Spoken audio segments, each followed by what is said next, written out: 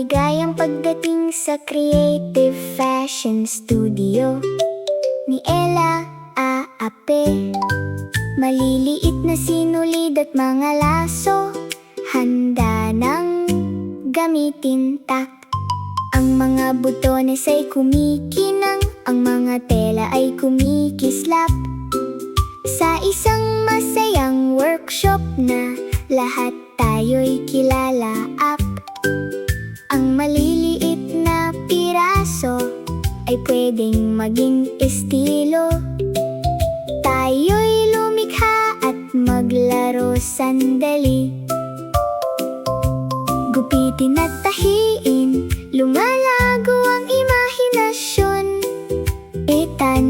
Tingnan ang pinakamaikling fashion show. Taludtod 1. Ang elabot ay gumulong papunta sa kahon ng tela. Ate, dahan-dahang binubuksan ito ng maliliit na tunog. Ate, rosa at dilaw, asul at maliwanag Ang makulay na mga piraso ay isang magandang tanawin.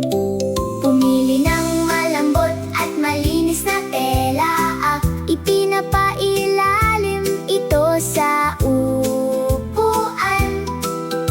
Ngayon ang manekin ay tumayo ng matuwid. Handa na magtago ng maliit na damit.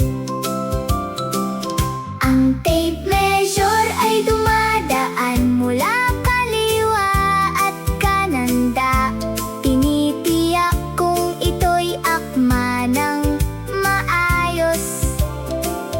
Ang tisa ay gumuguhit ng mga linya sa tela nagpaplano ng isang damit, malambot at cute. Gupit-gupit, tahi-tahi, masaya ang fashion Ang trabaho ni Ella Bot ay nagsimula